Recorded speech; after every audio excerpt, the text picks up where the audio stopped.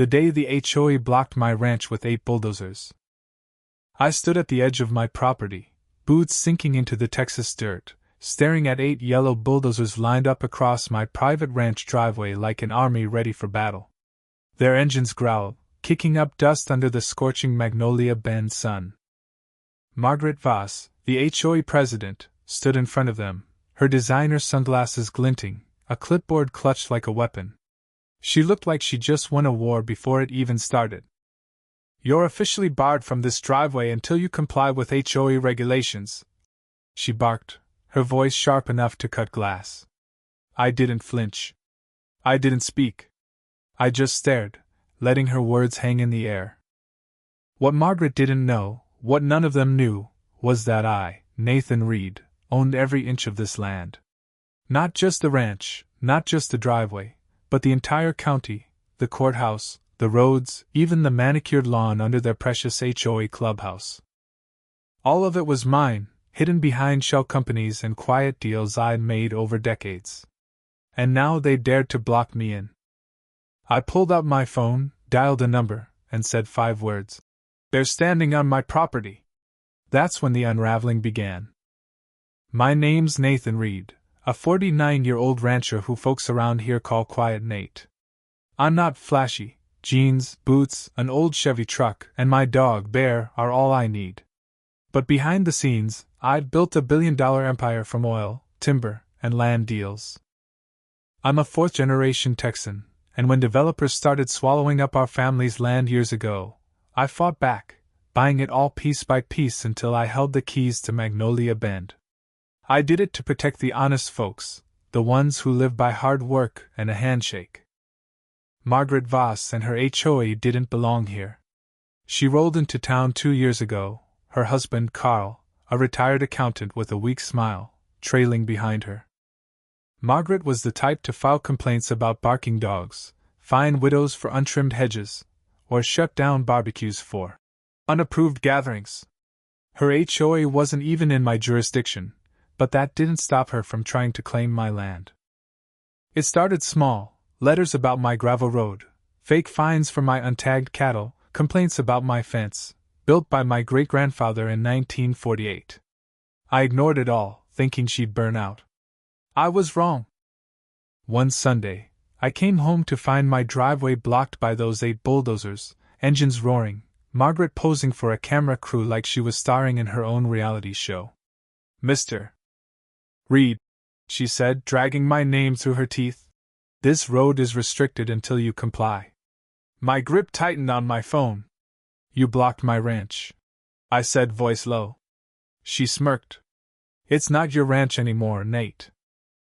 I made the call. Not to the sheriff, but to County Commissioner Dan Harper, a friend since high school. "You serious, Nate?" he asked. "Dead serious," I replied. "Bring the crew." Headlights appeared down the dirt road. 3 county SUVs. Dan stepped out, cowboy hat tilted, joined by the fire marshal, zoning director, and land assessor. Margaret's smug grin faltered. "Ma'am," Dan said, removing his sunglasses, "this land isn't yours. Never has been." Margaret stammered, clutching her clipboard. "That's impossible." "This road borders HOA zones." The zoning director, Clara Mills, stepped forward with a file. All 4,200 acres, including this driveway, belonged to one owner. She nodded at me. Him. Silence fell. The bulldozer drivers shut off their engines. I stepped forward, not to gloat, but to speak truth. "Margaret, I let your letters slide. I ignored your fake fines. But today, you crossed the line, not just with me, but with every landowner tired of your bullying." Her husband Carl approached, head low. "Margaret, I told you to leave Nate alone." She spun on him, furious. "You knew? Everyone knows who Nate is," he said. "You just wouldn't listen." The bulldozers rolled away, but Margaret wasn't done. She handed me an envelope, a legal notice. She'd filed to declare my driveway a public utility easement, approved for review. If she won, my land could be forced open to public control. "You think this is over?" she said, climbing into her car. It's not. I looked at Dan, who read the notice. This could get ugly, Nate. I nodded. Let it. 3 weeks later, my lawyer, Ethan Blake, called. Margaret had sued me, claiming I was obstructing community growth. The hearing was set for Monday. At the courthouse, I wore clean jeans and polished boots, no suit. Margaret strutted in, pink blazer blazing, followed by her HOA minions. Her husband trailed behind, clutching a folder like a lifeline.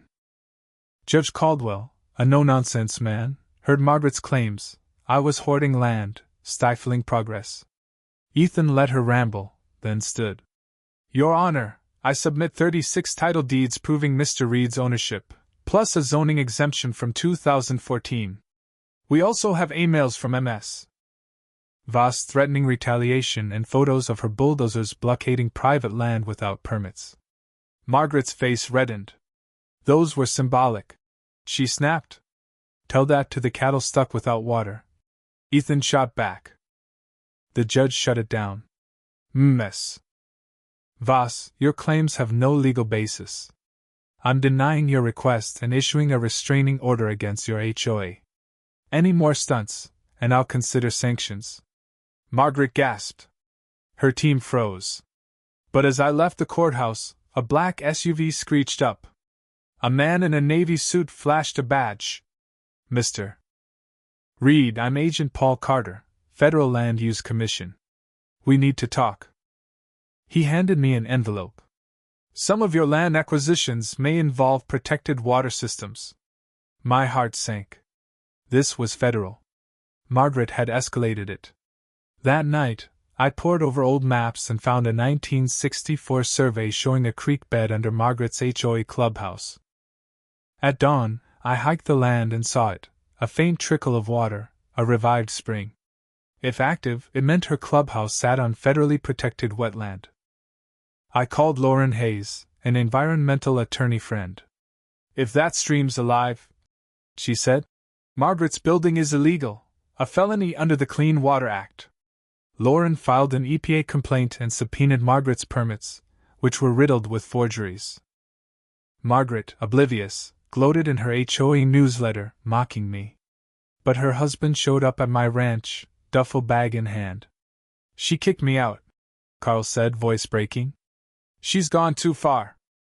Then Lauren called. Margaret had hired armed guards to block EPA agents from the clubhouse. The next morning, she appeared at my gate with a private security team, one pointing a rifle at Bear. That was it. I'd had enough. Ethan filed an injunction with evidence, trespassing videos, forged permits, neighbor testimonies. Lauren's EPA team moved in.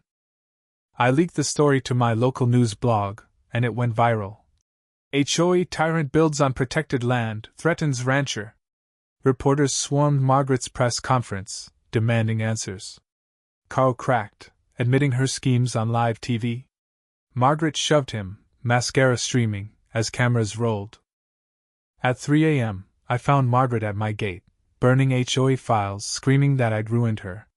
Deputies arrested her, not for me, but for neighbors' calls. As they cuffed her, she yelled, "The land's not yours, Nate!" Carl, watching, whispered, "She found a land grant. Says your family stole the land?" I didn't sleep. A 1899 grant to Eliza Monroe, a free woman, matched my ranch's boundaries. No cancellation, no transfer. If valid, her descendants could claim it. Ethan and Lauren dug through county archives and found the folder. My family bought the land in 1946, but if the grant was active, it could override my deeds. Margaret had planned to bribe Eliza's heirs to force me out. She tracked one, Amanda Monroe, in Houston. I drove to Amanda's modest home, laid out the grant, and told her everything. "I didn't know," I said. "If this land is Eliza's, it's your story too. Let's make it right." Amanda smiled. "My grandma spoke of Eliza, cheated by a banker. You didn't cheat us, Nate. Let's build together." She showed me a letter from Margaret, offering $200,000 to betray me. I laughed. Margaret's schemes had collapsed. The EPA seized her clubhouse, and my name was cleared.